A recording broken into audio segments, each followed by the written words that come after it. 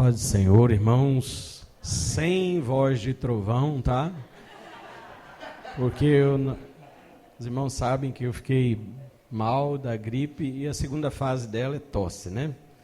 E esse início de tosse simplesmente tirou quase toda a minha voz, né?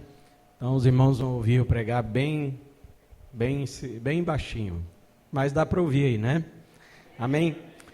Vamos abrir então a palavra de Deus em 2 Coríntios, capítulo 5, e o versículo 10. Porque todos devemos comparecer ante o tribunal de Cristo, para que cada um receba segundo o que tiver feito por meio do corpo, ou bem ou mal. Amém? Podem sentar, irmãos. Glória a Deus.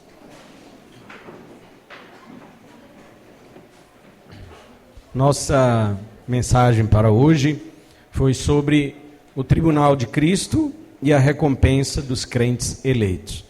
Muito bem.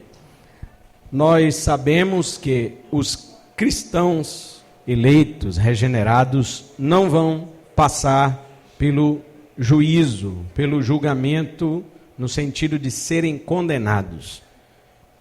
Eu pesquisando na Bíblia Sagrada, não encontrei julgamentos separados. Eu encontrei um só julgamento, claro que com duas classes de pessoas, os crentes salvos e os ímpios, mas todos eles estarão no mesmo tribunal. Então, o tribunal de Cristo é o mesmo trono branco, é o mesmo juízo final, não tem diferença. A diferença é apenas para quem vai participar desse tribunal. Jesus disse em João 5:24 que quem ouve a minha palavra e crê naquele que me enviou tem a vida eterna e não entrará em condenação, mas passou da morte para a vida. Amém? Então, os cristãos não vão receber julgamento da parte de Deus. A discussão que permanece, ou que teria, mas que para nós aqui não terá mais, se os cristãos estarão lá, naquele dia, junto com os ímpios. E nós sabemos pelas parábolas das prestações de contas. Quais são essas parábolas? As parábolas das 10 virgens, a parábola dos talentos, a parábola dos bodes e das ovelhas. Nós sabemos que justos e ímpios estarão juntos naquele dia. Os homens que enterraram o talento e aquela mina lá da parábola de Lucas 19, eles são condenados no mesmo tribunal onde os outros são salvos. Veja que aquele que praticou o seu talento, aquele que desenvolveu o seu talento foi salvo e entrou no reino, e o que enterrou foi condenado no mesmo juízo, no mesmo tribunal.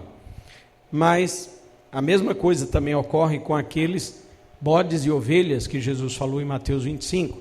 Os que são da esquerda são condenados no mesmo tribunal onde os da direita de Jesus são salvos. Mas se o juízo ocorre depois do arrebatamento, que é o que nós cremos, a visão pré-tribulacionista não crê assim. Ela acha que o arrebatamento vai acontecer a qualquer hora. Mas a Bíblia diz que logo após o arrebatamento da igreja, segue-se o juízo. Então, os cristãos já sabem que não vão receber nenhuma condenação, porque eles já estão com seus corpos glorificados. No arrebatamento da igreja, os salvos receberão um corpo de glória. Então eles já sabem que não serão condenados. Você estará diante do tribunal de Cristo com um corpo de glória. Então não tem como você ir para o inferno. Então, como vimos, os cristãos estarão ali, mas eles não precisam ter medo daquele dia, porque o apóstolo João diz em 1 de João 4, 17 e 18, nisto é perfeito amor para conosco, para que no dia do juízo tenhamos confiança, porque qual ele é, somos nós também neste mundo. No amor não há temor, não há medo. Antes, o perfeito amor lança fora o medo, porque o medo tem consigo a pena, e o que teme não é aperfeiçoado no amor. Sabe o que é isso? O cristão foi amado por Deus desde a eternidade. Então, quem tem medo do dia do juízo não está aperfeiçoado no temor, no amor de Deus. Quando você crê que Deus te amou desde a eternidade, você não tem medo do dia do juízo. Mas se você não sabe se Deus te amou, porque este é também outra ilusão, né, popular, que Deus amou todo mundo. Quando a Bíblia diz Deus amou o mundo de tal maneira, não é todo mundo, todas as pessoas não, irmãos. De forma nenhuma. O próprio versículo diz, todo aquele que nele crê. A Bíblia diz que Deus amou aquele que nele crê. Uma pessoa que veio me questionar sobre isso, porque quem vem questionar sobre isso não quer nem te ouvir, né? Ele quer questionar, ele não quer ouvir. Então, como ele não queria ouvir, eu disse para ele, vai ler 1 de João 2,15 então, depois você me responde. Porque a pessoa não queria ouvir. E quando ele foi ler 1 de João 2,15, está escrito que não ameis o mundo, nem o que no mundo há. Se alguém ama o mundo, o amor do Pai não está nele. Então como é que o Pai ama todo mundo? Quantas pessoas amam o mundo? São poucas ou muitas? Então o amor do Pai não está em muitos. É o que a Bíblia diz. Certo? Então, se você tem o amor de Deus sobre você, não precisa ter medo do dia do juízo. O apóstolo Paulo diz que nós haveremos de julgar o mundo e os anjos. 1 Coríntios 6, 2 e 3. Veja como isso funciona. Jesus disse que os apóstolos julgarão as 12 tribos de Israel. Mateus 19, 28. 12 apóstolos julgando 12 tribos de Israel. E de fato, João vê esses tronos dos apóstolos em Apocalipse 20. No verso 4 ele diz, e vi tronos, e assentaram-se sobre eles aqueles a quem foi dado o poder de julgar. Quem são? São os apóstolos. Como sabemos que só Jesus tem o poder de julgar, de que forma a igreja vai julgar o mundo e os anjos? Como? De que forma as 12 tribos de Israel serão julgadas pelos apóstolos? Claro que não vamos dar sentença para ninguém, porque a sentença é dada por Jesus, o juiz. Mas ele, Jesus, nos usará como exemplo para as gerações que serão condenadas. Veja o que Jesus disse em Mateus 12, 41 e 42. Os ninivitas ressurgirão no juízo. Veja que a ressurreição dos mortos acontece no dia do juízo. Mas em outra parte a Bíblia diz que a ressurreição dos mortos acontece na vinda de Jesus. Como é que eles falam que na vinda de Jesus vai ter milênio? Jesus disse, os ninivitas ressurgirão no juízo com esta geração e a condenarão, porque se arrependeram com a pregação de Jonas, e eis aqui está quem é maior do que Jonas. A rainha do sul se levantará no dia do juízo com esta geração e a condenará, porque veio dos confins da terra para ouvir a sabedoria de Salomão, e eis aqui está quem é maior do que Salomão. O que é isso? Significa usar de exemplo. Os ninivitas serão colocados como exemplo de pessoas que se arrependeram, e a geração de Jesus será condenada porque não se arrependeu diante daquele que era maior do que Jonas. Pela parábola das ovelhas e dos bodes, no julgamento final em Mateus 25, entendemos que nossas obras evidenciarão para os ímpios a realidade da nossa fé, ao mesmo tempo em que mostrará para eles a sua tola incredulidade. Jesus diz, tive fome, tive sede, estava nu, eu adoeci, estive na prisão, enfim. A reação dos salvos foi dar de comer, dar de beber, visitar, vestir, essas coisas. Sabemos que nós não somos salvos pelas nossas obras. Efésios 2:9. Mas elas evidenciam a fé, se ela é viva ou morta. Tiago, capítulo 2, versículo 17. A fé sem obras é? Desta forma, nossas obras serão um exemplo vivo a serem colocadas no tribunal para a justa condenação dos ímpios. quando eles virem o Senhor falar a nós, vocês me viram com fome e me deram de comer, eles vão dizer assim, essas pessoas realmente ajudaram a Jesus através dos seus pequeninos. E então eles vão ser condenados e nós salvos. Não porque nós ajudamos Jesus, mas nós ajudamos Jesus na pessoa dos seus pequeninos, porque nós já críamos em Jesus, nós já confiávamos nele. É isto. A salvação é pela fé, não é pelas obras. As obras apenas evidenciam a nossa fé. Então, nós não seremos juízes dos ímpios, nem dos anjos do diabo, mas com as nossas obras seremos exemplo para a condenação deles. Agora, como serviremos de exemplo para a condenação dos anjos? Dos ímpios nós já vimos, e dos anjos? Paulo diz que nós vamos julgar os anjos. E aqui temos visto que este juízo é exemplar. Não é um juízo de sentença, porque quem dá a sentença é o Senhor. Provavelmente é porque os anjos do diabo abandonaram a sua própria habitação, ou o seu estado original. Judas 6, está escrito isso lá. E os cristãos, não. Os cristãos perseveraram até o fim. O poder e a autoridade também que os discípulos recebem sobre demônios, hoje, já mostram como exemplo de julgamento que nós teremos sobre eles, uma vez que o Senhor associou o poder da igreja sobre os demônios com a queda de Satanás. Lucas 10, 17 a 24. Os discípulos voltaram, Senhor, expulsamos demônios, em teu nome eles nos obedeceram. E Jesus disse o quê? Jesus disse, eu via Satanás cair do céu como um relâmpago. Ou seja, quando vocês recebem poder para expulsar demônios, significa que o diabo e seus anjos já sabem que serão julgados e condenados no juízo final.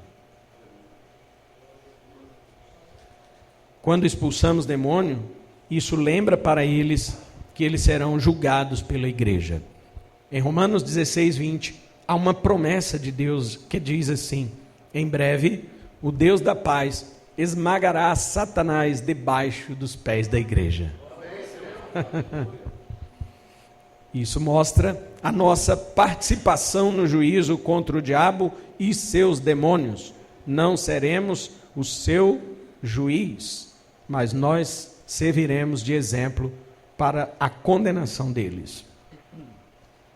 Outra demonstração de poder que temos sobre os príncipes do diabo é que estamos assentados espiritualmente nos lugares celestiais com Cristo Jesus. Efésios 1:3, 2:6. Visto que Jesus foi colocado por Deus ali também, Efésios 1:21, ali estamos com ele e participamos da mesma autoridade. Paulo diz também que por meio da igreja, a multiforme sabedoria de Deus se torna conhecida dos principados e potestades. Efésios 3:10. Em Colossenses 2, Paulo fala duas coisas. Ele diz, primeiro, que Jesus riscou a cédula que era contra nós, e logo após ele diz que Jesus venceu principados e potestades e os colocou debaixo dos seus pés. Isso mostra que nós temos autoridade sobre o diabo e os demônios, porque eles não podem mais acusar ninguém, nenhum de nós, de pecado, porque o Senhor cancelou a dívida, cancelou os pecados. Não temos um acusador diante de Deus. Nós temos um advogado. 1 de João 2:1 diz o quê? Lá diz que escrevo estas coisas para que não pequeis, mas se alguém pecar, temos o quê? Advogado. Mas antigamente era o diabo, um acusador. Mas Apocalipse 12:10 diz que ele foi derrubado. O acusador de nossos irmãos foi derrubado. Ele continua acusando. Acusa você na sua consciência, mas diante de Deus não. O cristão que tem convicção do perdão e da justificação não permite que o diabo lhe acuse. Quando o diabo começa a acusar, você diz para ele: olha, você nem tem acesso mais a Deus. Você não pode me acusar diante de Deus. Agora você está querendo me acusar? Eu creio na palavra de Deus. E os apóstolos julgaram as 12 tribos de Israel. É o mesmo pensamento. As tribos de Israel se tornaram apóstatas, se desviaram da fé, se desviaram de Deus. E a promessa sobre o Messias eles rejeitaram, mas os apóstolos mantiveram a sua fé, confessando o Messias através de Pedro, quando ele disse: tu és o Messias, o Filho do Deus vivo. Então, por causa disso, os apóstolos julgarão as 12 tribos de Israel, conforme Mateus 19, 28. Deus não precisa de um tribunal de investigação como os homens, para averiguar caso a caso e estabelecer por meio de um juízo investigativo a sentença de cada um. Afinal, no estado intermediário, quando a pessoa morre, ela já está com a sua alma no estado que aponta para a sua eternidade. Os salvos no seio de Abraão, ou o paraíso, que é estar com Cristo, e os ímpios no Hades, que é o lugar ou a antessala do inferno, que traz sofrimento e angústia na alma, o que aponta para a sua sentença final, onde estarão de corpo e alma no lago de fogo, no Guiena. Quando as pessoas ressuscitarem e forem para o juízo final, elas já saberão o seu destino. Os crentes com o corpo de glória e os ímpios com o corpo preparado para sofrer eternamente no inferno.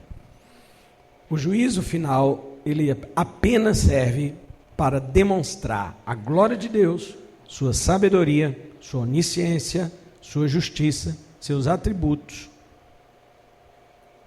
e a justa causa da condenação dos ímpios e também o seu amor para com os salvos. No dia do juízo não vai ter investigação.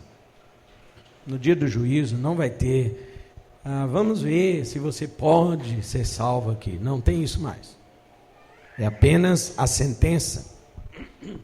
Nesse aspecto, há diferenças significativas entre os tribunais humanos e o divino. Deus não precisa de testemunhas nem de oitivas. Por sua justiça e onisciência, ele julgará corretamente sem precisar de qualquer informação adicional de ninguém. Deus não precisa de testemunha. Deus não precisa de provas. Ele conhece o nosso coração. E caso você esqueça como é seu coração, ele vai te lembrar. Então, vamos falar agora um pouco de como vai acontecer esse julgamento. Em primeiro lugar, quem será o juiz? Quem será o juiz? Deus é visto como juiz, reconhecido por Abraão, em Gênesis 18, 25, quando foi destruir Sodoma. Abraão disse: não fará justiça o juiz de toda a terra? Esta é a primeira vez que Deus é chamado de juiz na Bíblia. O patriarca chama Deus de juiz, provavelmente pensando no dilúvio, que já tinha acontecido há pouco tempo. Quando ele lembra disso, ele lembra que Deus destruiu os ímpios, mas preservou os justos dentro da arca. Por isso que ele falou: não fará justiça o juiz de toda a terra? Então, baseado no livramento que Deus deu a Noé e condenou os ímpios, Abraão faz uma intercessão por seu sobrinho que era justo. Ló era justo, estava lá naquela cidade por um vacilo. Quantos justos vacilam? Quantos justos olham para as Sodomas deste mundo e acham as suas gramas verdejantes? Não é isso? Mas eles vão até para lá, ficam lá, criam seus gados nessa Sodoma, mas são justos. Estão no lugar errado, mas são justos. O apóstolo Pedro chama Ló de justo. Ele diz: o justo Ló afligia a sua alma todos os dias na cidade de Sodoma. E Abraão intercedeu por ele, chamando Deus de juiz. No Antigo Testamento, Deus é visto como figura de juiz. Jó disse que Deus era o juiz, que ele devia pedir misericórdia, porque ele não tinha nenhum advogado. Jó 9,15. Davi disse que Deus é um juiz que fica irritado todos os dias. Salmo 7,11, inspirado pelo Espírito, Davi falou isto. As pessoas pensam que Deus é somente amor, mas Davi diz que Deus se ira todos os dias. Jeremias falou da profundidade desse justo juiz, que prova mentes e corações. Jeremias 11:20. E o autor aos Hebreus chama Deus de o juiz de todos. Hebreus 12:23. Mas, nos evangelhos, Jesus Cristo disse que o juízo foi concedido pelo Pai a ele. João 5:22, e no verso 27, Jesus diz: e o Pai lhe deu o poder de exercer o juízo, porque ele é o Filho do homem. Então veja, Deus julgará o mundo por meio de... Fala mais alto. Deus julgará o mundo por meio de Jesus. Quando Jesus diz que Deus julgará o mundo deu o poder para ele, Jesus exerceu o juízo, porque ele é o Filho do homem, Jesus está lembrando de Daniel capítulo 7, porque ali no verso 9 e 10 diz assim: eu continuei olhando até que foram postos uns tronos, e um ancião de dias, Daniel viu um ancião de dias, que é Deus o Pai, se assentou. Presta atenção, irmãos. Minha voz está chata, mas tem que ouvir, senão você não aprende. Um ancião de dias se assentou, a sua veste era branca como a neve, e o seu cabelo como a limpa lã. O seu trono, chamas de fogo, e as rodas dele, fogo ardente. Um rio de fogo manava e saía de diante dele. Milhares e milhares o serviam, e milhões de milhões estavam diante dele. Assentou-se o juízo e abriram-se os livros. Esse é o ancião de dias, é o Pai, é Deus Pai. Agora olha o verso 13 e 14 de Daniel 7. Eu estava olhando nas minhas visões de noite, e eis que vinha nas nuvens do céu um como filho do homem. Já não é Deus Pai, ele viu Deus Filho. Como é que os judeus não creem que Deus tem um filho? E dirigiu-se ele ao ancião de dias, e o fizeram chegar a ele. E foi-lhe dado o domínio, a honra, o reino, para que todos os povos, nações e línguas o servissem. O seu domínio é um domínio eterno, que não passará, e seu reino, o único que não será destruído. Esta é a visão que Jesus agora usa para falar de si mesmo o tempo todo nos evangelhos, como Filho do homem. E o Pai lhe concede o juízo. O apóstolo Pedro, quando pregou na família de Cornélio, ele disse o seguinte em Atos 10:42: e nos mandou pregar ao povo e testificar que ele, Jesus, é o que por Deus foi constituído juiz dos vivos e dos mortos. Paulo também disse a mesma coisa para os atenienses em Atos 17:31, porquanto Deus tem determinado um dia em que com justiça há de julgar o mundo por meio do varão que destinou, e disso deu certeza a todos, ressuscitando dos mortos. Irmãos, se alguém puder provar que Jesus não ressuscitou, e esta prova for concreta, então não haverá juízo final.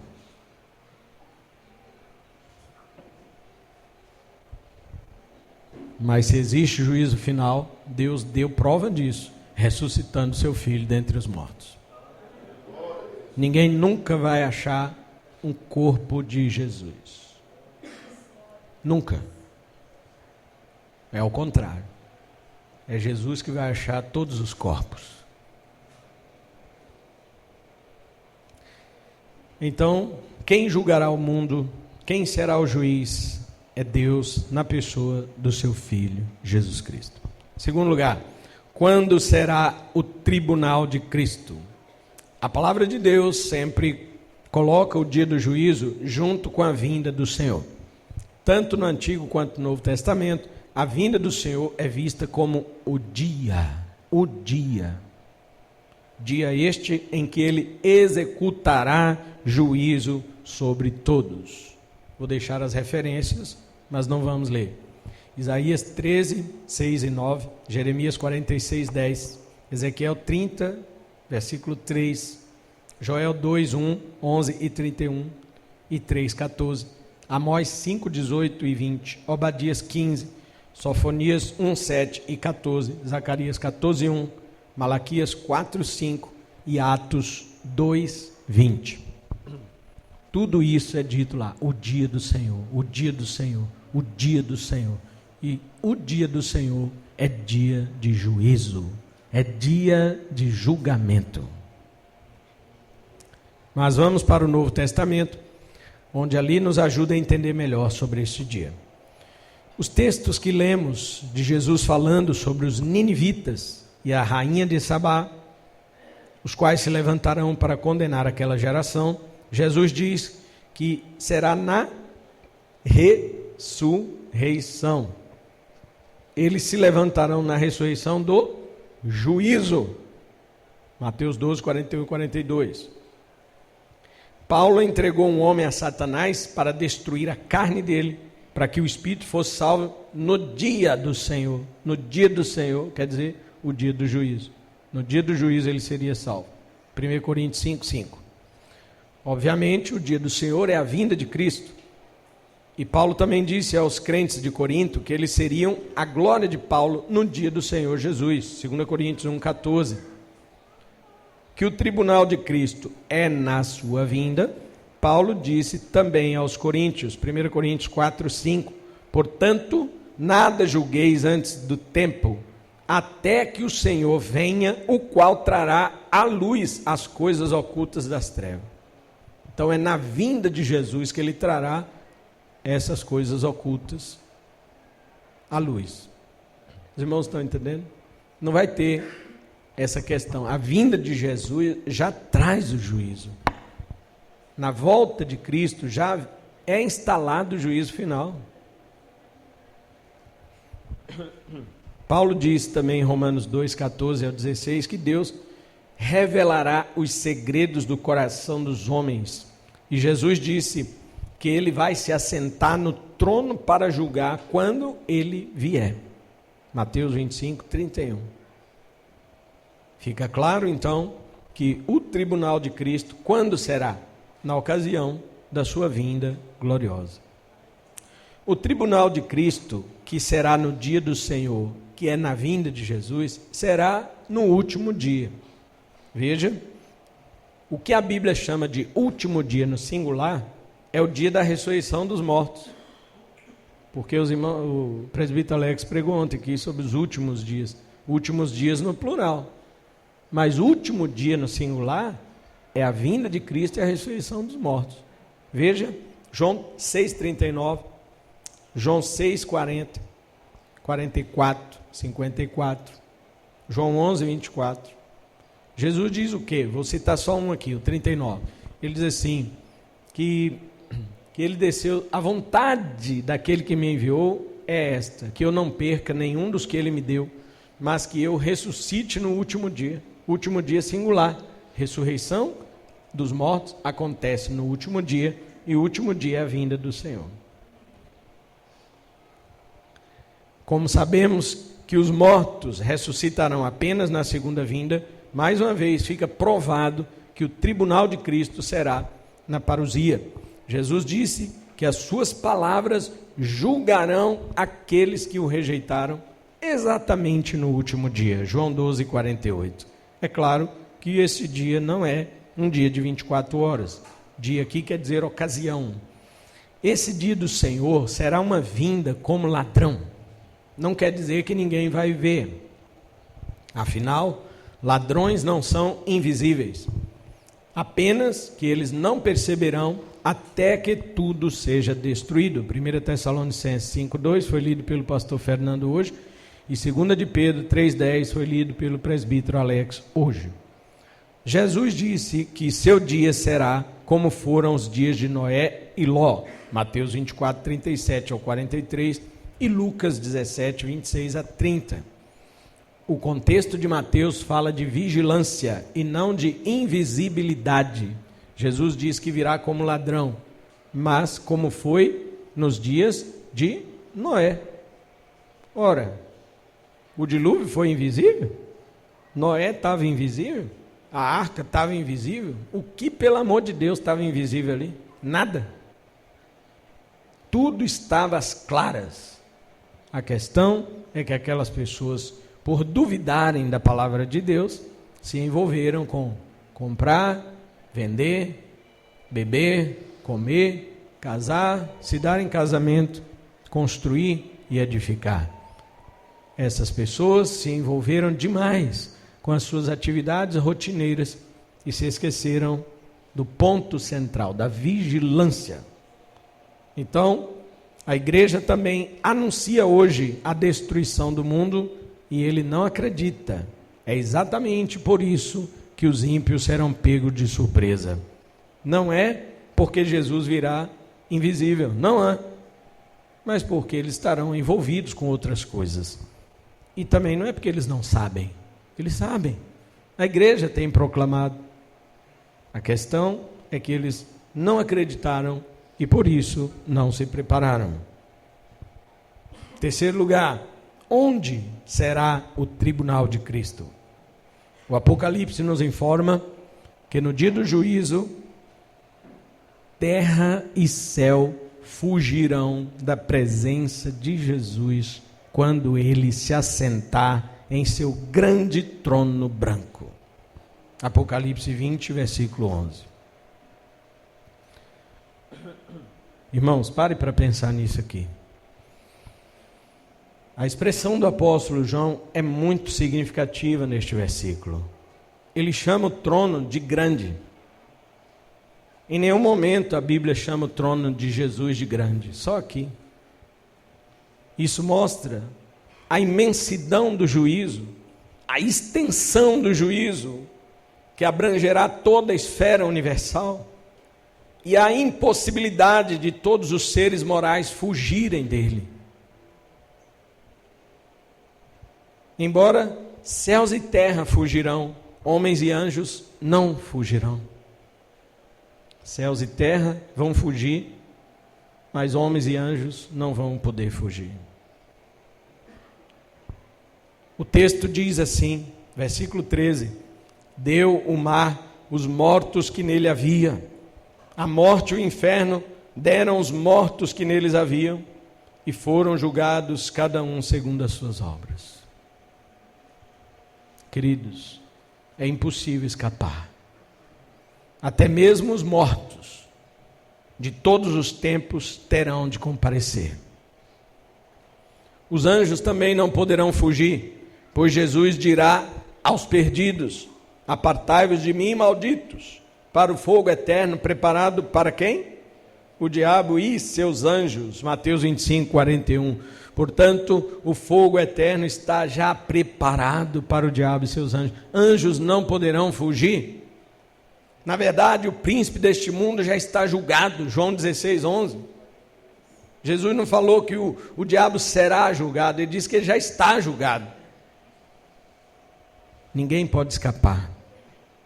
Inclusive tem anjos que caíram do céu pela conversinha de Satanás e eles ficaram guardados para a sentença final em prisões eternas. Só vão sair de lá para ser julgados e ser jogados no lago de fogo. 2 de Pedro 2,4 e Judas 6. Irmãos, preste atenção. Tem demônio que nunca fez nada. Nem vai fazer. Ele acreditou em Satanás, caiu no céu com ele e foi trancado em abismos. Só será tirado de lá no dia do juízo para ser jogado no lago de fogo.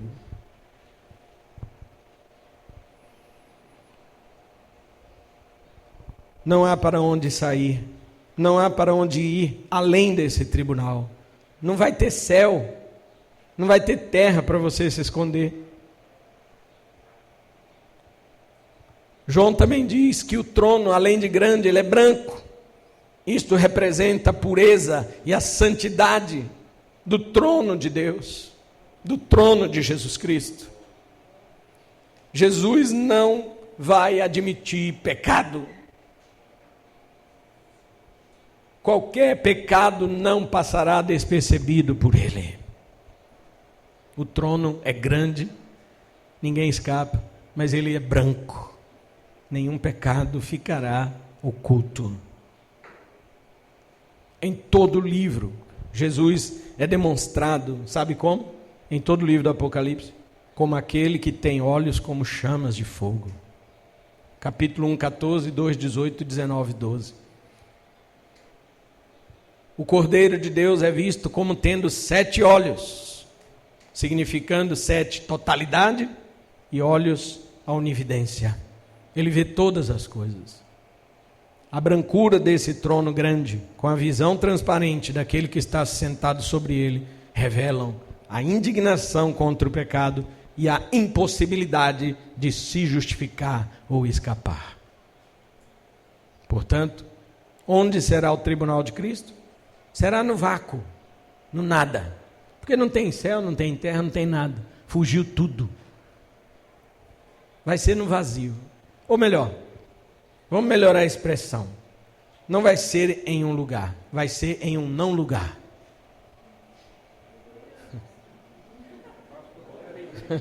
Não vai ser em um lugar, vai ser em um não lugar. Tudo se derreterá de medo perante ele. Todo o universo já terá sido explodido perante a sua vinda. 2 de Pedro 3, 10 e 12. Simplesmente não há lugar. Todos estarão suspensos perante o seu grande trono branco para serem julgados por aquele que vê todas as coisas e é santíssimo. 4º lugar, quem e o que será julgado? Quando juntamos 1 Coríntios 4, 5 e Romanos 12, 14 ao 16, percebemos que eles falam do mesmo evento pelas seguintes frases. Romanos diz, no dia em que Deus há de julgar os segredos dos homens. E Coríntios 4 fala que, naquele dia, ele manifestará os desígnios do coração. Então percebemos que o tribunal é para pessoas diferentes, mas é o mesmo trono branco do juízo final. A diferença é que, para os crentes, ele terá um sentido e para os ímpios, outro. O mesmo percebemos claramente em Mateus 25, 31, onde Jesus fala sobre o julgamento dos bodes e das ovelhas. Os pré-tribulacionistas ensinam aquilo como julgamento das nações, mas não tem nada a ver. Inclusive, muitos presidentes dos Estados Unidos sempre acreditaram nessa interpretação falsa, e eles ajudam Israel, os Estados Unidos ajudam Israel, porque acham que Mateus 25 fala de julgamento de nações. Nações que ajudam Israel terão privilégios no milênio na terra. Olha a besteira. Estados Unidos ajuda Israel porque acha que vai ter um lugar bom no milênio. Porque ensinaram que Mateus 25 trata de juízo das nações. Nada a ver. Absolutamente. É a mesma coisa do que nós estamos tratando aqui. Eles falam que depois daquele tribunal vai ter o milênio. Olha o verso 46 e veja se é milênio mesmo. No final do julgamento, diz o quê? Irão estes para a condenação eterna, mas os justos para a vida eterna. Cadê milênio? No final desse juízo de Mateus 25, o último versículo fala isso. Não diz assim, irão estes para um limbo, porque não tem nem lugar para ir. Eles falam que os ímpios nem vão ressuscitar antes do milênio. Então como é que vai ter esse tribunal? E os justos para o milênio? Não. Estes irão para a condenação eterna e os justos para a vida eterna. Pronto, depois do tribunal é isso. Condenação eterna e vida eterna. Pronto. Não tem milênio. O milênio é o reino espiritual que já está acontecendo no céu. Todos os cristãos que morrem hoje, suas almas vão para lá, reinar com Cristo. É isso que é milênio. Quando Jesus voltar, 1 Tessalonicenses 3,13 fala que ele trará as almas, ele virá com eles, com os santos. E estas almas se juntarão aos seus corpos que ressuscitarão na vinda de Jesus, corpos já glorificados. Aí vem o juízo e novo céu e nova terra. E, obviamente, o Guiena, né, que é o lago de fogo para os ímpios. Então, no texto de Apocalipse 20, de 11 a 15, que também fala do juízo final, os salvos não estão descritos ali. Mas isso não é porque eles não estarão perante o trono branco, e sim porque o foco de João é sobre os mortos, ou seja, os incrédulos. Assim como em 2 Coríntios 5,10, que lemos no início, Paulo fala só dos crentes que nós teremos que comparecer diante do tribunal de Cristo, não quer dizer que só os crentes estarão lá. É o foco. Paulo está focalizando o aspecto do julgamento dos crentes, que será diferente do aspecto do julgamento dos incrédulos. Pelos textos de Mateus 25, 31 e João 5, 28 e 29 e Romanos 2, 5 a 10, claramente vemos que os crentes e incrédulos estarão juntos nesse tribunal, claro, para sentenças diferentes. Só para você ter uma ideia, João 5, 28 e 29 diz assim: em verdade vos digo que vem a hora em que todos os que estão nos túmulos ouvirão a sua voz, e os que tiverem feito o bem sairão para a ressurreição da vida, e os que tiverem feito o mal para a ressurreição da condenação. Não tem separação de lugar para ser julgado. A separação é o destino, mas o lugar que eles têm que comparecer é o mesmo, tanto salvos quanto ímpios.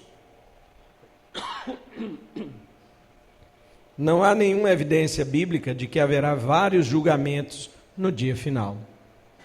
Os pré-tribulacionistas colocam uns 5 tribunal, 10 ressurreição, 3 arrebatamento. Porque tem um arrebatamento agora, segundo eles, tem um arrebatamento das 2 testemunhas que vai ficar aí, tem um outro arrebatamento depois do milênio, daqueles que ficaram servindo a Cristo. Tem um monte de arrebatamento.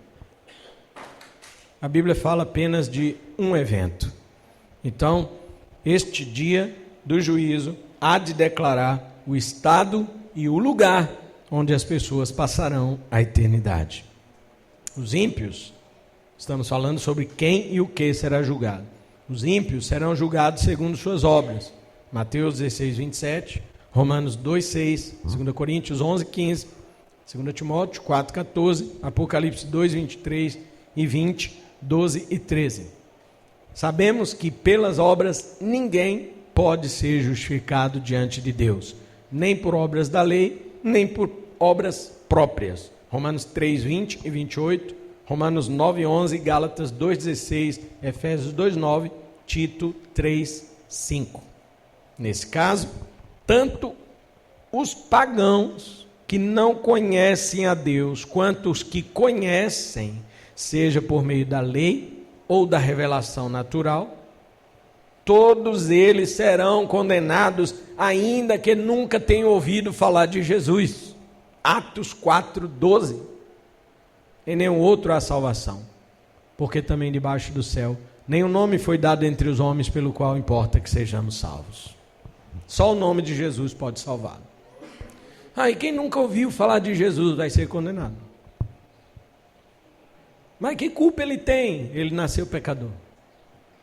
Ele pecou contra o Senhor. Ele se rebelou contra a revelação natural. Ele olhou para o sol, para a lua, para as estrelas, para as árvores, para os animais, para a criação de Deus e roubou a glória de Deus. Todos os homens são assim.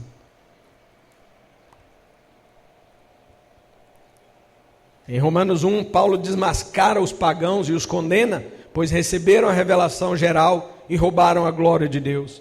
Em Romanos 2, Paulo faz isso com os judeus. Ele já começa o verso 1 dizendo que os judeus também são inexcusáveis. Mesma palavra que ele usa sobre os gentios no capítulo 1, 20. No versículo 12 do capítulo 2 de Romanos, ele diz o seguinte: porque todos os que sem lei pecaram, sem lei também perecerão. E todos que sob a lei pecaram, pela lei serão julgados. Quem pecou sem lei? Quantos pecaram sem lei? Todos. E quantos tiveram a lei e pecaram? Todos que receberam, judeus e outros para quem eles espalharam a mensagem da lei de Moisés. Pela lei serão julgados. Os que sem lei pecaram vão perecer, mas não vão ser julgados pela lei, porque eles não conheciam a lei. Os que receberam a lei e pecaram serão condenados pela própria lei que eles conheceram. Agora eu pergunto, se quem não conhecia a lei será condenado, quem conheceu a lei também será condenado pela lei, e quem conheceu o Evangelho, irmãos, e não obedeceu? Porque a revelação só vai aumentando. A criação revela um pouco de Deus, a lei revela mais, mas o Evangelho revela tudo de Deus. Então, nós temos que lembrar disso, que todos aqueles que tiveram contato com o Evangelho, conheceram a Cristo, inclusive viveram no meio da igreja, estavam junto com os salvos, mas não eram convertidos, sua condenação será maior. Olha o exemplo daquele homem que entrou na festa, na parábola, né? Entrou na festa com vestes inadequadas. O que o Senhor falou para ele? Como você entrou aqui sem ter as vestes nupciais? E ele ficou mudo. No dia do tribunal, ninguém vai ter resposta diante de Deus, irmãos. Olha a parábola do servo mau, que espancou os seus conservos. Olha a parábola das 10 virgens, aquelas que o presbítero Alex pregou ontem aqui, 5 tolas, que não tinham azeite reserva. Olha aquele texto de Mateus 7, 22, 23, pessoas alegando ter feito milagres. Mas eu operei milagres, Senhor, eu expulsei demônios, eu profetizei. Olha o texto de Hebreus 6, 4 a 6, daqueles que provaram as bênçãos de Deus, mas não eram salvos. Você acha que a condenação desses vai ser igual daquela tribo lá que nunca ouviu nada?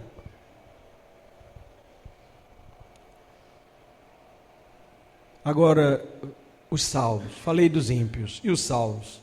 Os salvos, como vimos, não serão julgados, porque Jesus já foi julgado na cruz por eles. Amém? Amém? Você é grato a Deus por isso, sim? Eu fico pensando nisso aí, falando, meu Deus do céu. Eu acho que o Senhor sofreu mais pelos meus pecados do que dos outros na cruz.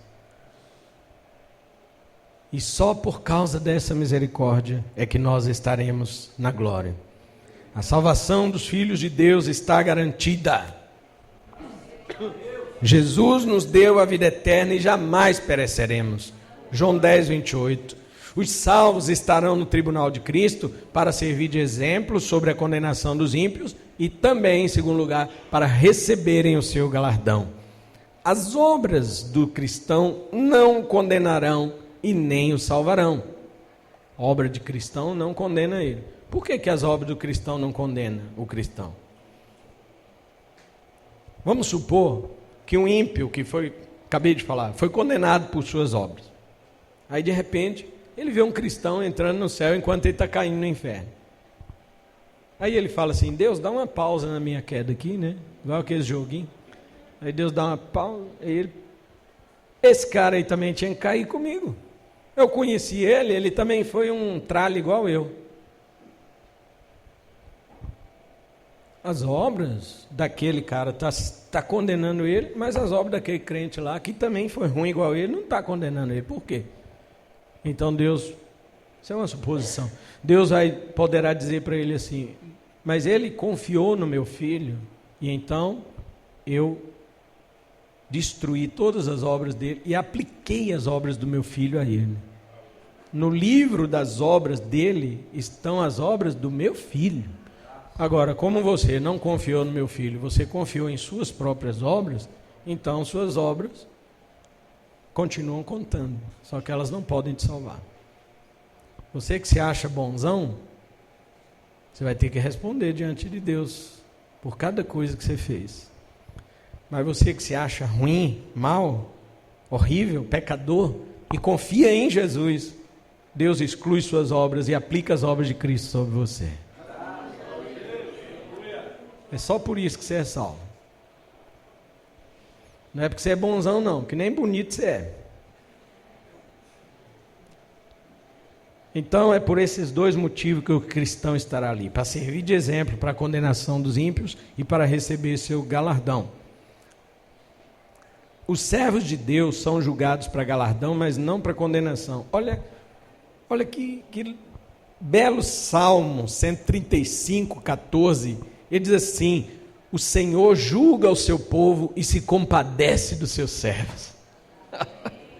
No juízo de Deus há compaixão sobre os filhos de Deus. De certa forma, o juízo já começa hoje pela casa de Deus, 1 de Pedro 4,16. Mas esse juízo é um tipo de disciplina para seus filhos e não condenação. A Escritura nos garante que estamos livres da condenação. Romanos 8,1. Não há condenação para aqueles que estão. Então, quem será julgado? Os ímpios e os salvos. Os ímpios pelas suas obras para a condenação. Os salvos apenas para o seu galardão. E o que será julgado? Será que são apenas as obras? Preste atenção nisso aqui agora. Não são apenas as nossas obras que serão julgadas. Nossas palavras também. Mateus 12, 36 e 37 diz assim: mas eu vos digo que de toda palavra ociosa que os homens disserem, hão de dar conta no dia do juízo. Porque por tuas palavras serás justificado e por tuas palavras serás condenado. A palavra grega para ociosos é argos, que é o contrário de ergos. Ergos quer dizer trabalho, argos quer dizer preguiça.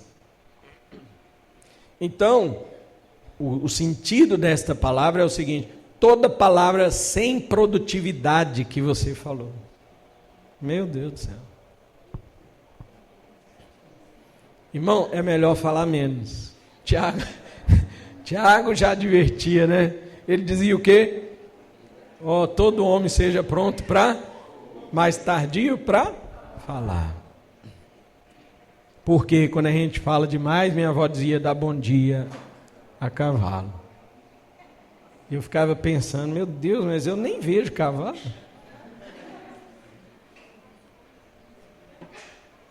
Mas Jesus falou: toda palavra ociosa, toda palavra infrutífera, temos que dar conta. Por quê? Por que será que Deus faz isso? Deus valoriza as palavras, porque foi por meio de palavras que Ele escolheu se comunicar conosco. A revelação de Deus foi por meio do verbo, da palavra. Então toda palavra inútil vai render em perda de galardão, e para o ímpio vai servir para aumentar a condenação. O ímpio conta uma piada, lá no inferno ele vai pagar caro por isso. O crente conta uma piada, ele perde um galardão por isso. Agora, será que é somente obras e palavras que serão julgadas? Não, a Bíblia diz também os nossos pensamentos. Oh, Jesus!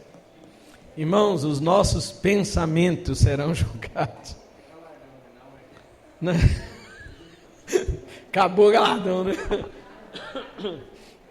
Sabemos que há pecados de pensamento, sim, porque o 10º mandamento é contra a cobiça, e a cobiça é um pecado de pensamento.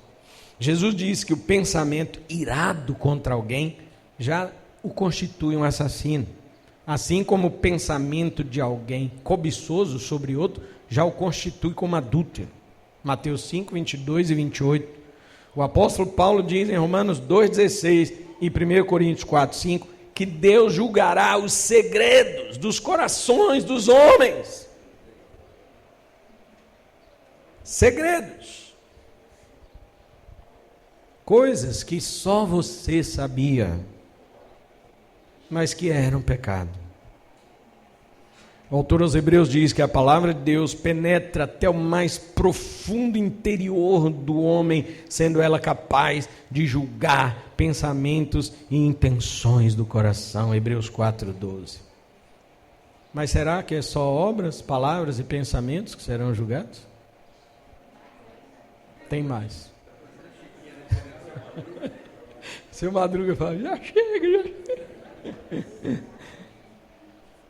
Nossas omissões serão julgadas. Tiago diz, aquele pois que sabe fazer o bem e não faz, comete pecado. Tiago 4,17. Nosso Senhor disse, e o servo que soube a vontade de seu Senhor e não se aprontou, isso é omissão, nem fez conforme a sua vontade, será castigado com muitos açoites. Lucas 12,47. Há pessoas que se omitem no reino de Deus, até pelo conhecimento. Sabe o que elas dizem? Eu não vou conhecer não vou buscar conhecimento não, porque quem muito for dado, muito é cobrado. Porém, quando você se omite de conhecer, você já está cometendo o pecado da omissão, e por ele será também cobrado. Por quê? Porque crescer na graça e no conhecimento é uma vontade do Senhor para nós. Quando você foge da vontade do Senhor, é um pecado de omissão, e por ele tem que prestar contas. Quinto lugar, níveis de recompensa, níveis de condenação. Na parábola de Mateus 25, Jesus menciona salvação e recompensa para os dois servos bons. Isso aqui você tem que prestar atenção para você entender. Deixar a Bíblia aberta em Mateus 25. No verso 20 ao 23, Jesus recompensa os dois primeiros servos, certo? Mas o servo mau, ele condena. Está lá no versículo 30. Não é exatamente por ele não ter trabalhado e enterrado o talento, mas pela motivação que o levou a não trabalhar. Está lá no versículo 24 e 25. Qual foi a motivação? Ele até acusou o seu senhor de ser rígido. Ele era um homem perverso e não salvo. Essa interpretação fortalece o nosso ensino. Muitas pessoas que recebem dons nem sempre são salvas. Mateus 7, 22 e 23, nós já falamos. O caso dos dois trabalhadores fiéis, esses dois primeiros, que recebeu 5 e o outro 2 talentos, os dois foram dedicados. Eles receberam talentos diferentes, não foi? Um recebeu 5 e o outro 2. Mas quando eles trabalharam, eles renderam 100%. O que tinha 5 rendeu para 10, e o que tinha 2 rendeu para 4, ou seja, 100%. Na quantidade era diferente, mas na proporcionalidade eram iguais. Estes homens se dedicaram. E olha a resposta do Senhor para eles, foi igual. Verso 21 e 23, bem está, servo bom e fiel, sobre pouco foste fiel, sobre muito te colocarei, entra no gozo do teu Senhor. Não teve diferença nas respostas. Por quê? Porque embora eles receberam talentos diferentes, eles se aplicaram de modo igual. Irmão, não interessa se você tem 10 talentos, 5, se Deus te deu muitos dons ou poucos, seja totalmente dedicado, é isso que está dizendo o texto. Porque no verso 15 diz que cada um recebeu de acordo com a sua capacidade. Deus é que dá a capacidade para nós. Já na parábola das minas, vamos lá em Lucas 19 agora, a partir do verso 12. Abre a Bíblia lá, Lucas 19, a partir do 12. Vamos ver a diferença da parábola de Mateus 25 para Lucas 19, tá? Vamos ver a diferença. Tem gente que confunde isso, não confunda. É quase igual.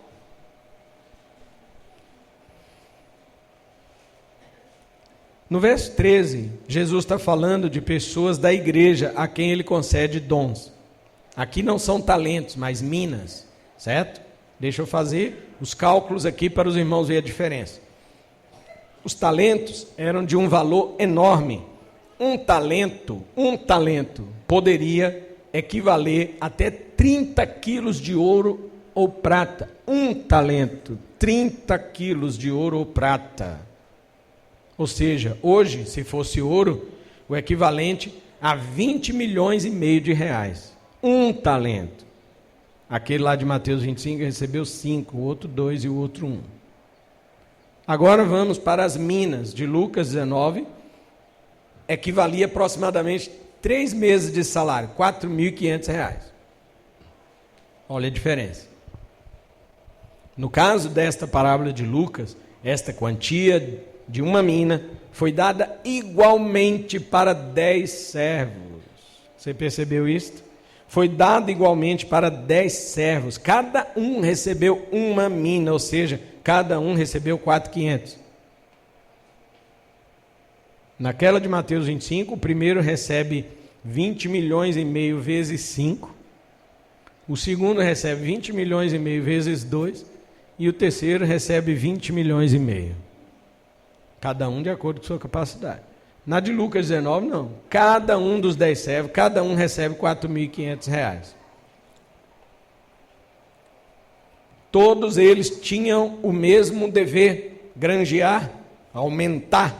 Em Mateus 25, eles recebem segundo sua capacidade, né? Como eu disse lá no verso 14 e 15, o que mostra que cada pessoa no reino de Deus recebe quantidade diferente de dons e outras capacitações. Mas em Lucas, a igualdade das minas para todos representa a oportunidade que todos têm para trabalhar no reino de Deus. Neste caso, uns aproveitam melhor e outros não. No verso 16 e 17, olha lá. O Senhor, ao voltar de suas conquistas, pediu prestação de conta a seus servos. Olha o que o primeiro diz.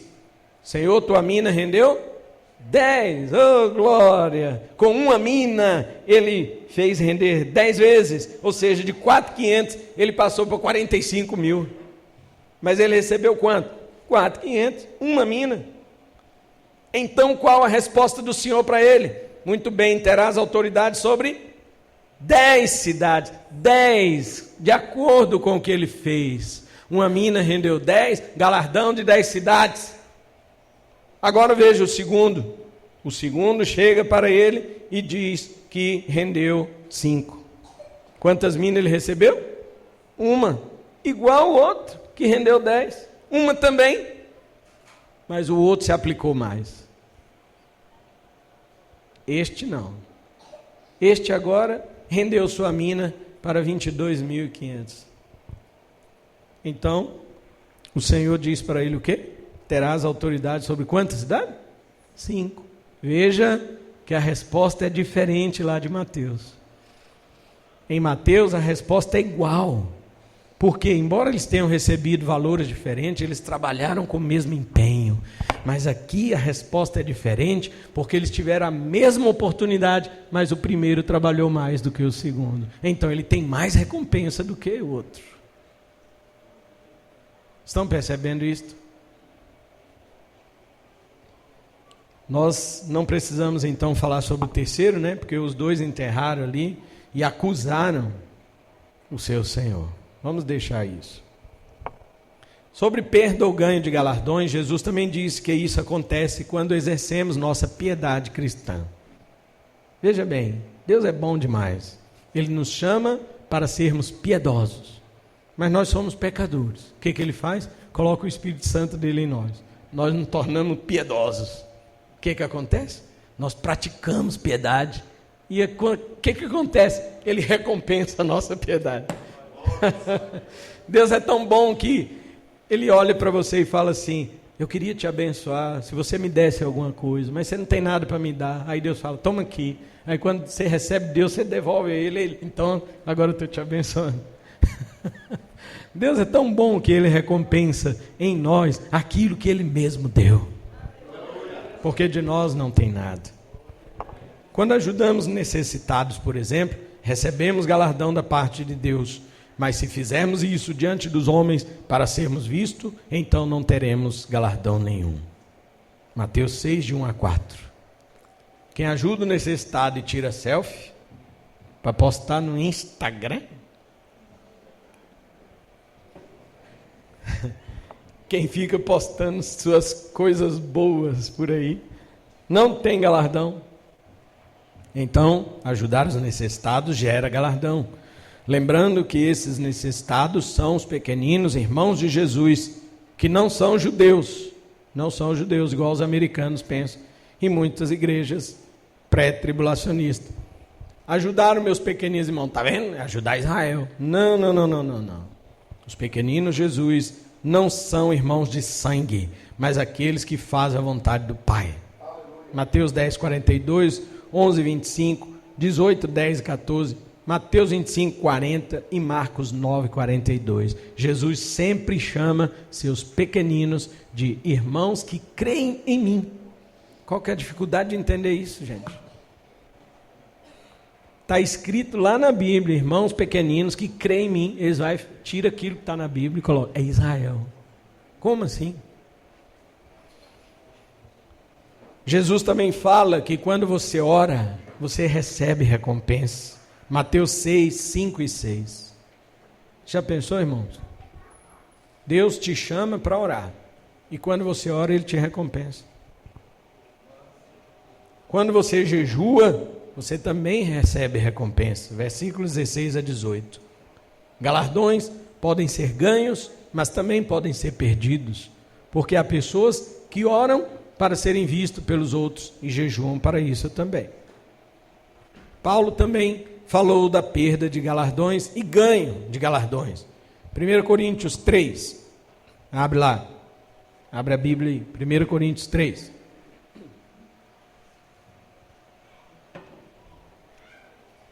Paulo está falando no contexto sobre o trabalho dele e o de Apolo. Paulo diz que um planta, outro rega, e assim por diante. Versículo 6. Embora seja Deus que mereça o louvor por ser Ele quem dá o crescimento. Versículo 7. Mesmo assim, Paulo diz que quem planta e quem rega recebem sim galardão, e este segundo o trabalho de cada um. Versículo 8. Ou seja, tem gente que planta direito, outros não. Tem gente que rega direito, outros não. Já no verso 10, Paulo diz que é segundo a graça que me foi dada. Ou seja, o talento de Paulo foi grande. Ele foi chamado para ser apóstolo, diferente de Apolo e do nosso. Apolo não era apóstolo, nós não somos apóstolos. Paulo sim, mas ele diz, segundo a graça que me foi dada, eu edifiquei. Ele colocou o alicerce. Paulo diz isto, que ele colocou o alicerce na igreja de Corinto, e a função de Apolo era construir sobre este fundamento que era Cristo. Versículo 11, construção nobre, não é verdade? Mas se ele fosse fiel como Paulo, se Apolo fosse fiel como Paulo, então ele renderia 100%, mesmo tendo uma graça menor. Como lá em Mateus 25. Paulo foi o que recebeu 5 talentos, digamos. Apolo 2. Se os dois são bem aplicados, todos os dois vão receber o galardão. Mas, de acordo com Paulo, haverá servos que hão de construir sobre este alicerce com outro tipo de material. Olha o verso 12 ao 15. E se alguém sobre este fundamento formar um edifício de ouro, prata, pedras preciosas, olha 3 tipos de materiais aqui, irmãos: ouro, prata, pedras preciosas. Agora olha outros 3 tipos de materiais aqui, irmãos: madeira, feno e palha. A obra de cada um se manifestará. Na verdade, o dia a declarará. Que dia? O dia do juízo, que é o dia do tribunal de Cristo. Vai declarar qual é seu tipo de obra. Veja o que ele diz. Porque pelo fogo será descoberta. O fogo provará a obra de cada um. Se a obra que alguém edificou nessa parte permanecer, ou seja, ouro, prata e pedras preciosas, esse receberá galardão. Mas se a obra se queimar, sofrerá detrimento. Madeira, feno e palha vai se queimar e você vai perder galardão. Mas ele diz, mas o tal será salvo, todavia, como pelo fogo. Está vendo como Deus é bom? Quando ele te salva, ele ainda quer te dar galardão. Mas você não constrói com ouro, prata e pedra preciosa.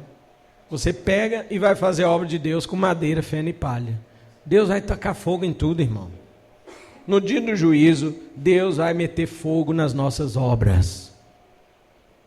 Para saber como foi que você trabalhou. Se as suas obras foram firmadas em Cristo, galardão para você. Se não foram firmadas em Cristo, você perde os galardões, mas não perde a salvação.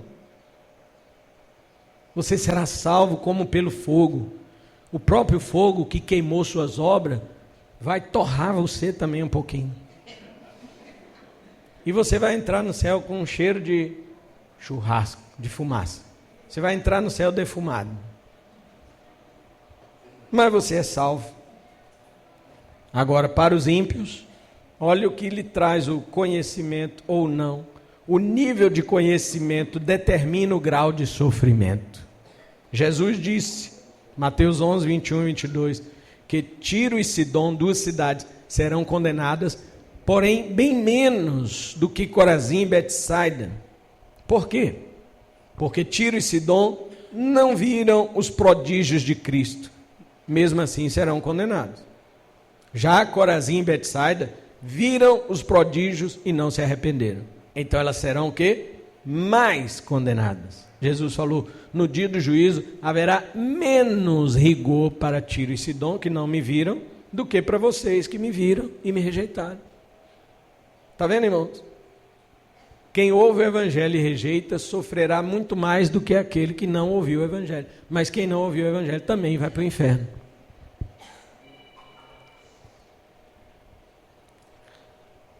Mesma coisa, Jesus fala para Cafarnaum em relação a Sodoma, verso 23 e 24.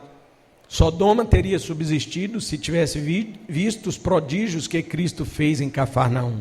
No entanto, tanto Cafarnaum quanto Sodoma serão condenadas, porém Cafarnaum com um grau maior de sofrimento do que o de Sodoma.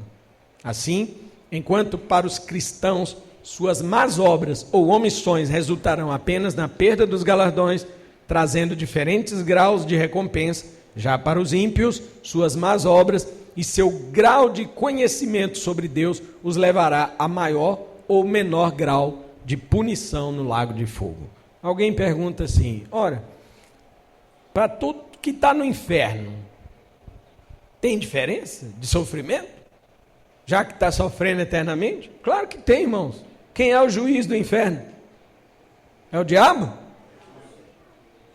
O juiz do inferno é justo. O juiz do inferno, ele sabe o quanto cada um merece sofrer eternamente. Tem gente que vai queimar a 500 graus, outros a 50. Mas vai torrar igual. Mas vai ser diferente porque as pessoas terão que pagar eternamente. Tem gente que não engole isso, né? Como que pessoas que viveram aqui apenas por um período limitado vai ter que pagar por pecados eternamente? Isso não é justo. Mais uma vez eu digo, contra quem essas pessoas pecaram? Contra quem, irmãos? E Deus é limitado? Deus é eterno. Quando você peca contra um Deus eterno, você tem merecimento de punição eterna. Porque o que está em jogo não é o tempo que você levou pecando, e sim a honra de quem você ofendeu.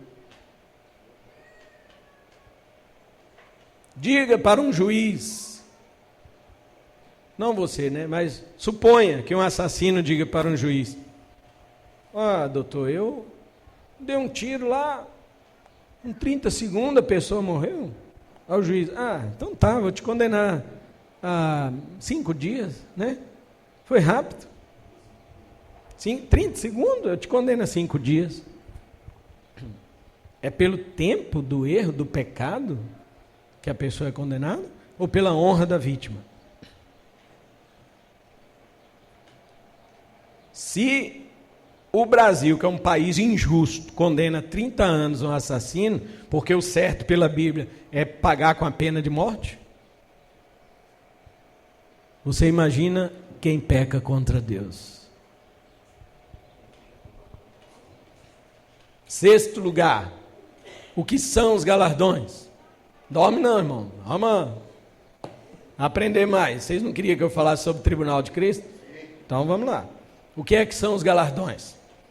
De acordo com a parábola de Lucas 19, sendo esta uma das mais claras referências ao que possivelmente serão os galardões, estes parecem ser recompensas de posição no reino eterno.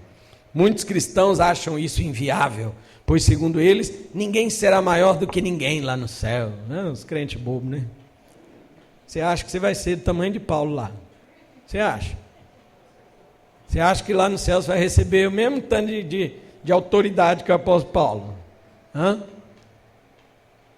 Mas crente de hoje gosta de moleza mesmo, né? Pois é.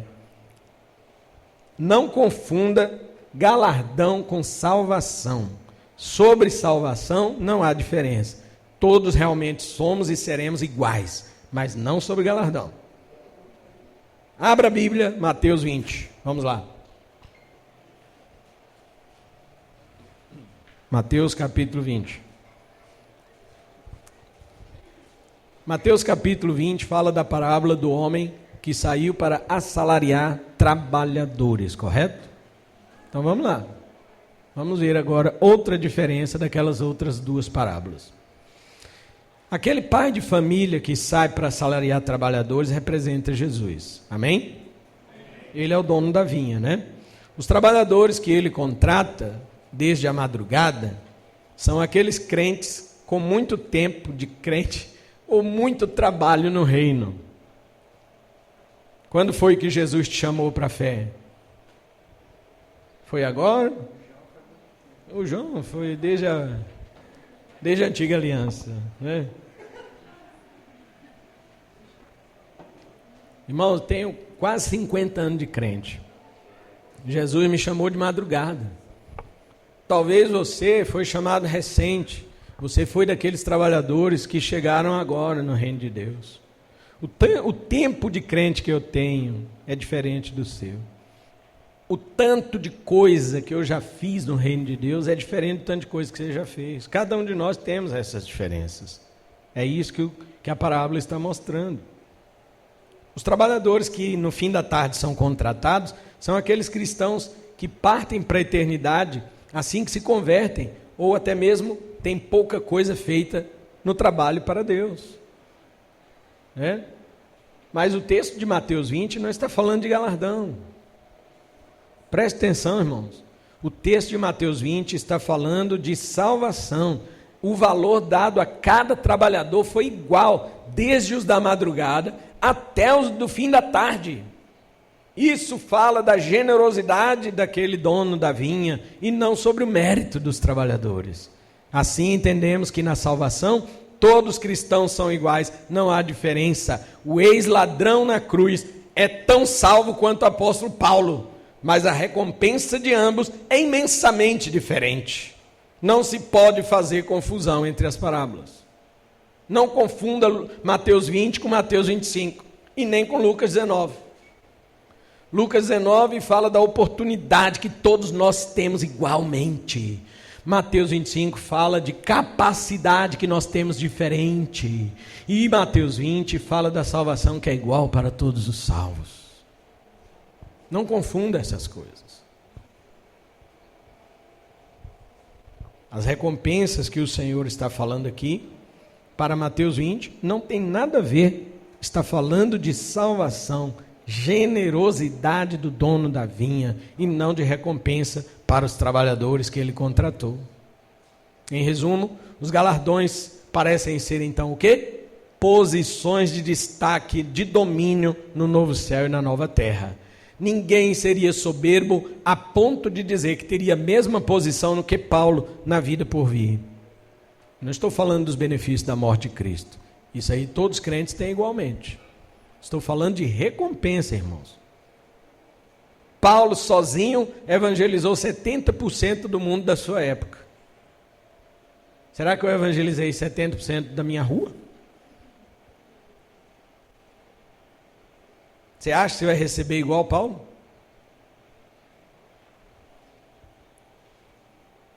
Sétimo lugar. Agora é para encerrar, tá? Os irmãos já estão desanimados, hein? A minha esposa falou assim: você escreve um livro? Quais são as obras que nos trazem galardão? Esta é para a nossa meditação final aqui, né? Seja bem-vindo, filho, pode entrar. As obras que nos trazem galardão são obras que indicam que nós fazemos aqui por amor de Jesus Cristo, seja ela perseguição, seja ela piedade, seja ela obras para o nosso próximo ou qualquer outra coisa que fazemos para a glória de Deus. Vamos pela sequência dos livros do Novo Testamento. Jesus disse que todo cristão que é perseguido por amor ao seu nome, ele será galardoado. Mateus 5,12. Eu acho que o brasileiro não é um cristão que vai receber esse galardão. Raramente terá um brasileiro que foi perseguido por amor a Jesus. Mas muitos cristãos já foram e continuam sendo perseguidos. E Jesus diz que eles terão galardão. Em segundo lugar, já falamos da prática das virtudes piedosas. Elas nos trazem galardão. Ajuda ao próximo, a oração, o jejum, são práticas de piedade que trazem recompensa para o cristão. Está lá em Mateus 6,4 e também em versículos 6 e 18. Outra coisa, receber servos de Deus como tais e prestar serviços a eles, por mais simples que seja, também trazem galardão. Mateus 10, 41 e 42. Os irmãos, por perceberem a minha garganta assim, horrível, foram lá comprar água mineral natural. E isso gera galardão. Espero que eu não esteja tirando, né, o galardão de vocês aqui. Porque se colocar publicamente já perde, né? Já tiraram foto? Já. Não, já perdeu. Já colocaram no Instagram ali. Já perdeu. Outra coisa, amar os inimigos traz também galardão, porque Jesus falou assim: se você ama só quem te ama, não traz recompensa alguma. Mateus 5,46 e Lucas 6,35. Imagina, irmãos. Ninguém tira foto, não.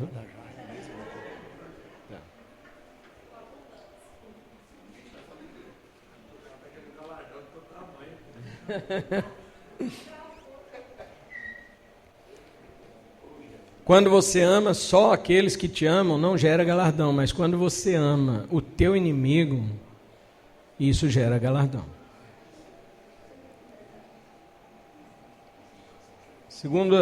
Terceira coisa que a Bíblia fala, quando você prega o Evangelho, também traz galardão. Em João 4, Jesus pregou para a mulher samaritana.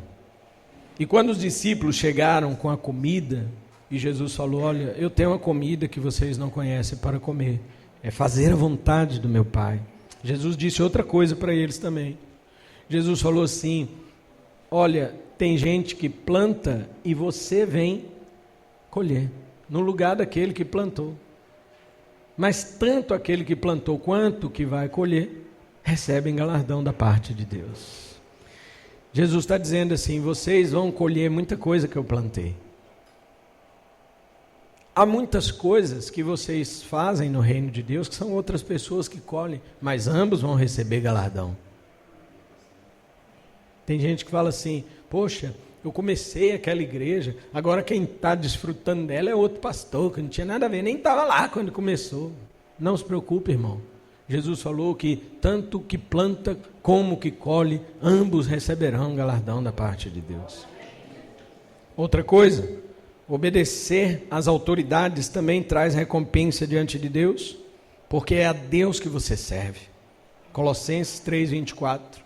Outra coisa, manter firme a tua fé traz recompensa. Hebreus 10:35. Não abandone a vossa confiança.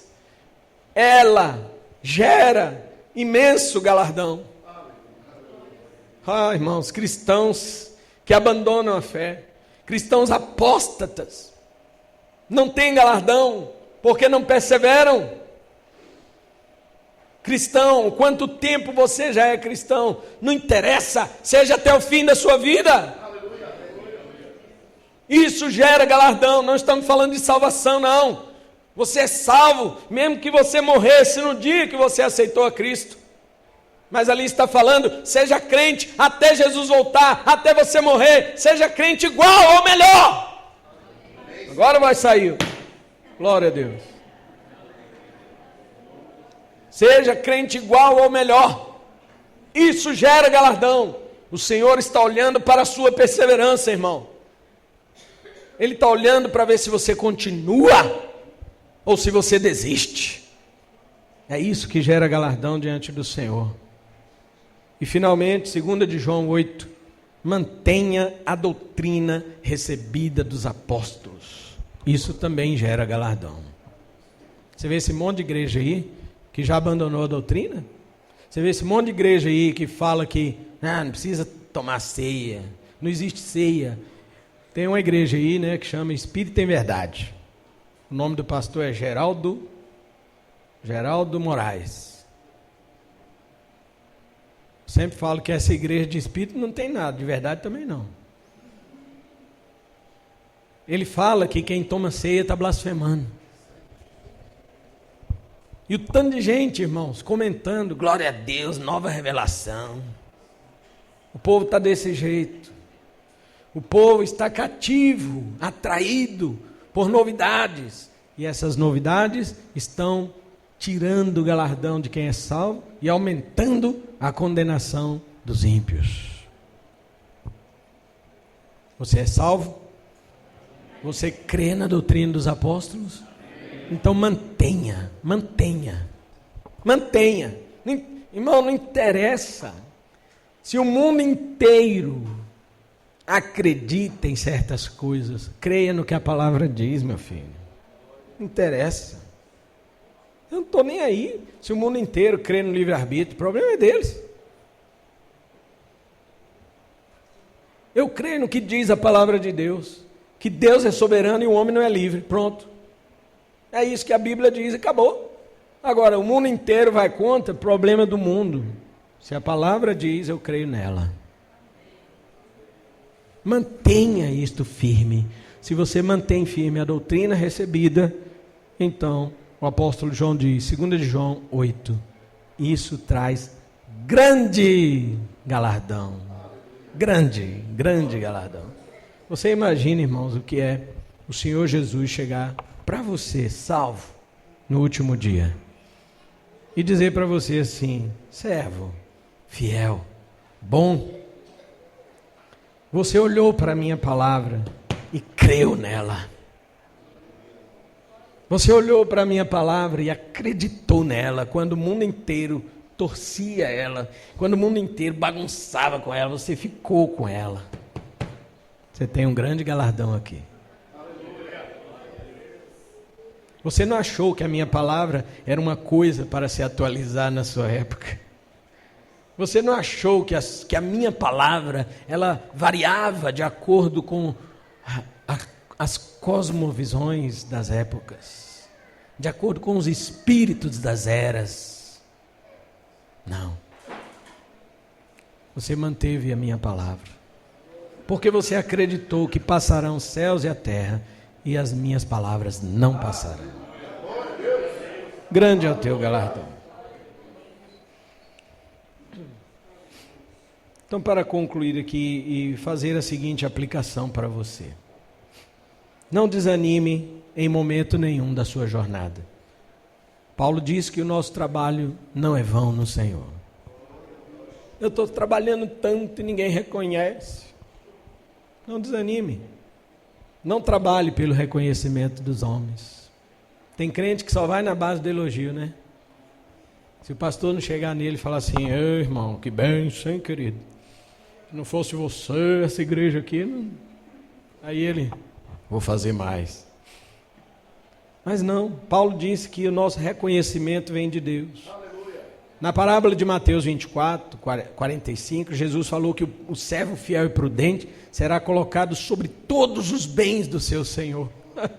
Imagine você recebe uma porção pequena aqui, cuida bem dela, lá no céu, Jesus vai falar: tudo é seu, tudo, tudo.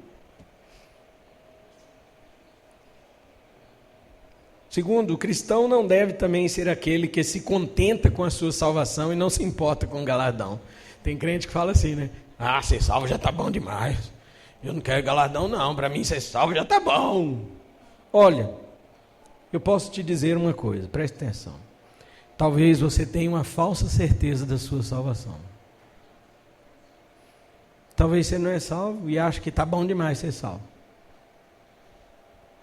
Não significa que aquele que trabalha seja salvo, mas é quase certo de que quem não trabalha não é. Jesus disse: quem pratica a verdade vem para a luz, a fim de que suas obras sejam manifestas, porque são feitas em Deus. Se você está tentando esconder suas obras, é porque elas não são feitas em Deus.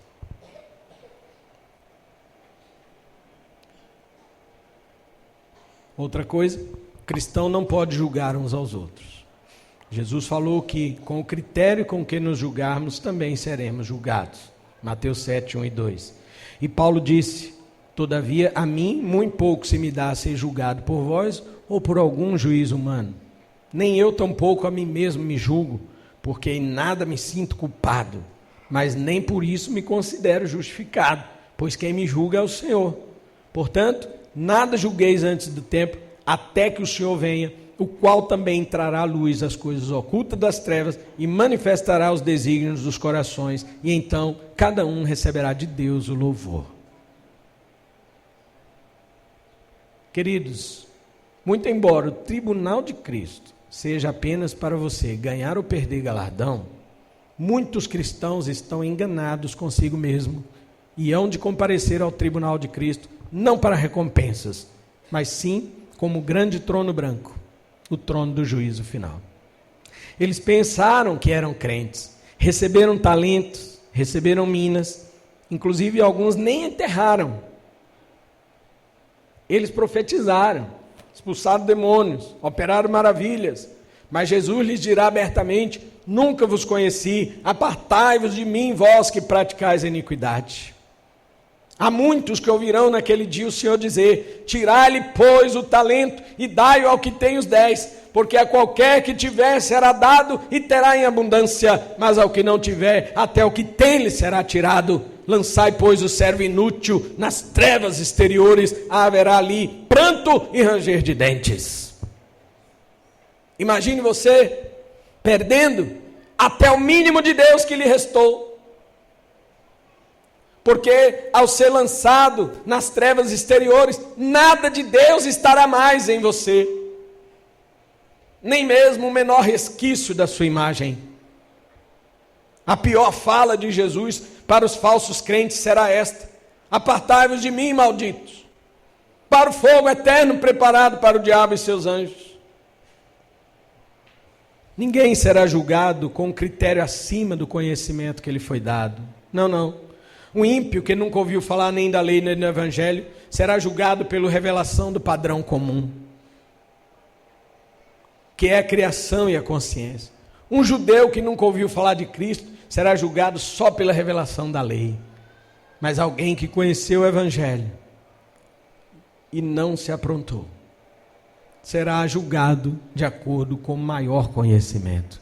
E lá no inferno ele sofrerá mais do que o judeu e muito mais do que aquele que nunca ouviu falar nem da lei e nem do evangelho.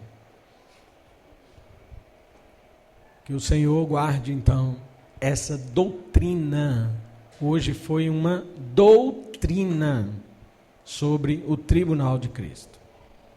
Que Ele guarde isso em nossos corações.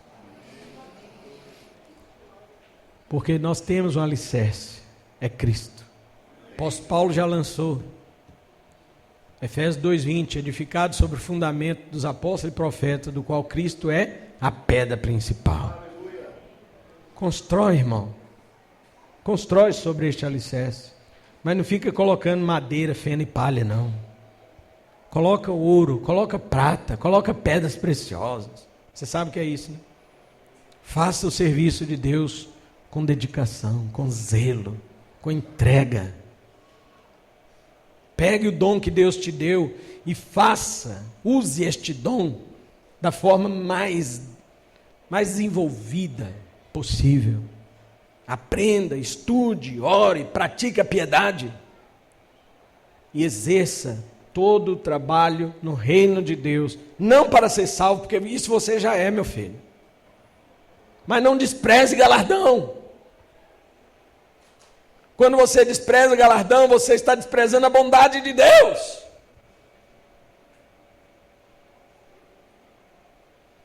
Essa ideia de ser salvo está bom. Para com isso, meus irmãos. Ser salvo é um ato da graça, mas o Senhor é grande, generoso em recompensas. E Ele tem muitas para os seus servos. Há algum debate hoje na internet que diz aí, né, que no céu vai ter tristeza. Vocês já viram isso aí? Não. Até Eliseu Rodrigues está nessa aí. Mas o primeiro a dizer isso não era nem quando havia debates, era o Heber Carlos de Campos, né? Ele já falava que no céu ia ter tristeza. Aí depois surgiram debates, aí está na internet agora, tem um maior comentário sobre isso, inclusive pastor pentecostal Eliseu Rodrigues. Mas veja bem o que eles querem dizer com isso. Eu não sou a favor dessa teoria, mas eu acho interessante pensar nisso, veja bem. A teoria diz o seguinte, que quando você chegar no céu, você vai olhar para Jesus tão maravilhoso, você vai ver a glória tão poderosa e gloriosa, maravilhosa que te aguarda, e você vai lembrar, lá atrás, você vai lembrar, que na terra, você poderia ter feito muito mais por Jesus Cristo, e você não fez. E você vai abaixar a cabeça e chorar e dizer, Deus, por quê? Por que não fiz tanto pelo quanto o Senhor merece? Só hoje eu estou vendo o quanto o Senhor merecia de eu ter me aplicado, trabalhado no teu reino, feito pelo Senhor. E você vai chorar, chorar, chorar. E Deus vai vir e limpar dos seus olhos toda lágrima. E vai dizer, venha bendito do meu Pai, possua por herança este reino que está preparado desde a fundação do mundo. Você não merece, mas eu te dou. A questão, eu não duvido muito disso mesmo, mas eles falam como se isso fosse durar no céu. Aí o cara fica feliz, contente, mas daí 10 minutos ele entristece de novo. E fala, meu Deus, podia ter feito tanto pelo céu. Vai ser uma tortura esse céu, né? Vai ser um inferno. E toda hora Deus vai, ô meu filho, já não enxuguei a lágrima, para de chorar. Não é assim, irmãos, mas o alerta fica. Será que nós estamos nos empenhando pelo quanto nosso Deus merece?